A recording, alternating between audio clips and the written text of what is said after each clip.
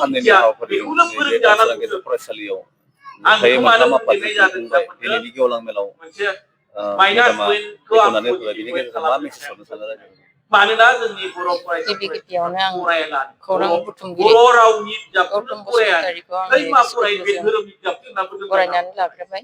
दिनै साननैनि हाबाफारि लानानै जुनाय दख'रा दुलाराय बर' आइजो अनसाय जुनाय दख'रा दुलाराय बर' फरायसा आफाद आरो जुनाय दख'रा बर' थुनलाइ आफाद जथायै बर' थुनलाइ आफादनि 40थि बोसोरसालिया जथुमा आरो बर' फरायसा आफादनि 27थि बोसोरारि जथुमा आरो दुलाराय बर' आइजो अनसाय आफादनि 23थि बोसोरसालिया जथुमा बे जथुमायाव साननैनि हाबाफारि लानानै बिथांमोना खुंदोंमोन।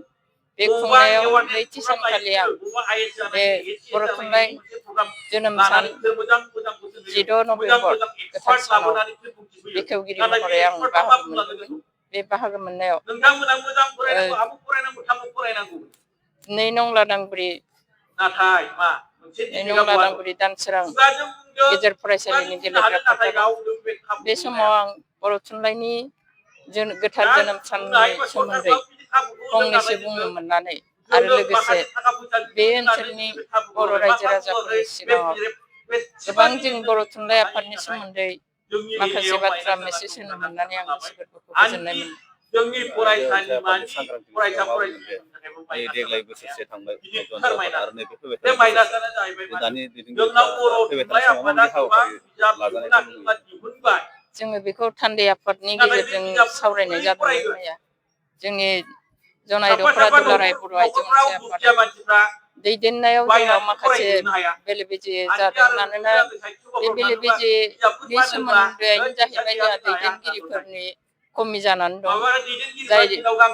जाय जोंखौ समाज दैदेननो थाखाय ओंखारबोनो जोंनि बर' आइजोफ्रा गोबां गिलिर गोसोजों ओंखारबोनाय जायो। मानोना जोंनाव थाखा फैसानिबो आंखाल जायो नालाय।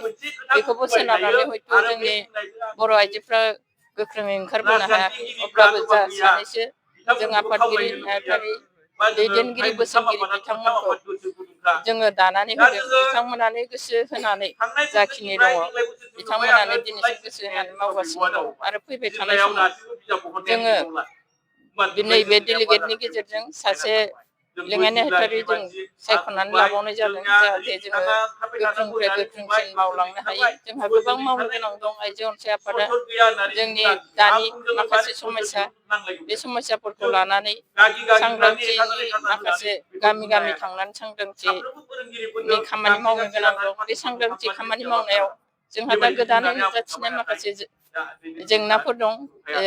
जाय जेंनाफ्रा दिनै गावनि फिसा फिसौ गारनानै न'खर सिफायनानै थांनाय, गुबुन हौवाया गुबुन हिनजावजों थांनाय आरो गुबुन हिनजावा गुबुन सासे हौवाजों थांनाय।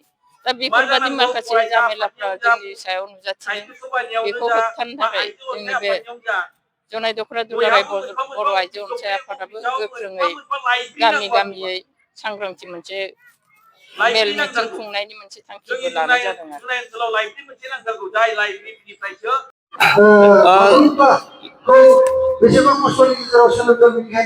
धेमाजि जिल्लानि सिङाव थानाय जनाय दख'रानि जे जनाय दख'रा दुलाराय बर' फरायसा आफादनि 27थि बोसोरारि जथुमानि बे गेवलां मेलाव आं धेमाजि जिल्ला दुलाराय बर' फरायसा आफादनिफ्राय आंखौ गाहाय आलासि हिसाबै लेंहरनायलाय आं बाहागो लानानै जोबोद गोजोननाय मोनदों। लोगोसे बिजोंनो आङो फोरमायहरनो नंदों दि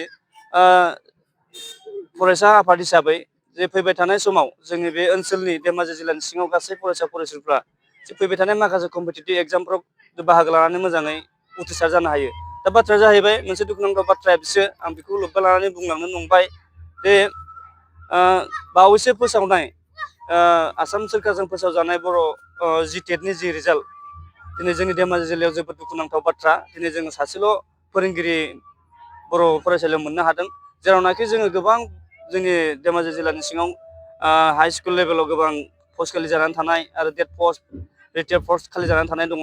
बेखौ जों नुनानै जोबोद दुखु मोनदों। आरो बेफोरबायदि जुदि जाबाय थायोब्ला जोंनि जि बर' बिजोंनि फरायसालिफोर बियो जोबस्रांनायनि लामायाव थांगासिनो दं। ओंखायनो आं लाइमोनफोरखौ खावलायदों जे फैबाय थानाय जि आसाम सोरखारजों खुंजानाय जे टेट एग्जामफोर आरो गुबुन गुबुन साख्रिफोरावबो दा टेट एग्जामाव जुदि जोङो बाहागो लानानै मोजां उथ्रिसार जानो हायाबा जों बर' मिडियामफोराव बर' मास्टार जों मोननो हानाय नङा।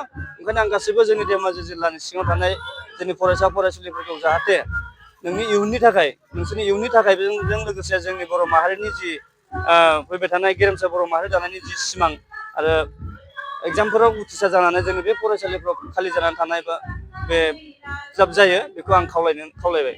जनायाव 10 नभेम्बर खालि खौसेथि बर' सुबुं आफाद जिल्लाया मोनसे बर' अट'नमास काउन्सिलखौ आबुं महर होनायनि थांखिजों मोनसे गोसोखांनाय हाबाफारि लानो नागिरदों। बेयाव दुलाराय बर' फरायसा आफाद जानानै धेमाजि जानानै माबायदि हेफाजाब खालामगोन? आंथ' मेसेजखौ जों मोनथ'वाखै, अब्लाबो जोंनिनो जि मोन्थाय बे मोन्थाय हिसाबै जोङो बाहागो लाफानांगोन। जिहेथु बेयो जोंनि थामोनथा आरो थामोनथानि बाथ्रा थाहैबाय। जोङो बिटिआर बायजोनि जि बर'फोरनि मोनसे काउन्सिल एरेन्जमेन्ट जों मोनदों, बेखौ जोङो थाबैनो इलेक्सन सायख'थि फाथिनांगौनि जि दाबि, बेखौ जों दाबि दावा खालामनो जोंहा बयबो खौसेयै जोङो हाबा मावलांगोन। आं बेखौ फोरमायनाय जाबाय। जोंनि बर'नि माखासे दैदेनगिरिफोरखौ बांसिन दासान्दि मोखां बिजाबाव बांसिन बेस्थ' जानानै थानायखौ जों नुनो मोनदों। समाज सिबिनायनि अनगायै दा बांसिनानो जोंनि दैदेनगिरिफ्रा फ्राय मोखां बिजाबाव बांसिन बेस्थ' जानानै दं। बेयाव धेमाजि जिल्ला फरायसा आफाद जानानै मा बुंनो सानो? मोखां बिजाबाव दाथ' जोंनि माखासे दैदेनगिरिफोरा मोखां बिजाबाव नुजाथिबाय थादों। अब्लाबो माखासे जोंनि सोरबा माखासे दैदेनगिरिफ्रा जि समाव मा होनो बेखौ जि थासारि फैदों, बे थासारिजों फेस टु फेस जानानै जों माखासे खामानि मावलांनायखौ जों नुवाखै। दिनै जोङो नुबाय, दिनै माखासे गावनि इयुन सार्थनि थाखाय आरो माखासे गावनि गादिखौ गोमाजानो गिनानै माखासे ओरैनो जोंनि जि खैफोदनि जि थासारि समावबो बिथांमोना सोरबा जोङो हारिनि थाखाय खामानि मावनायखौ जों नुनो मोनाखै आरो बिथांमोना ओरैनो बेलेगावसो बेस्थ' जाना थानायखौ जों नुबाय थानो मोनदों।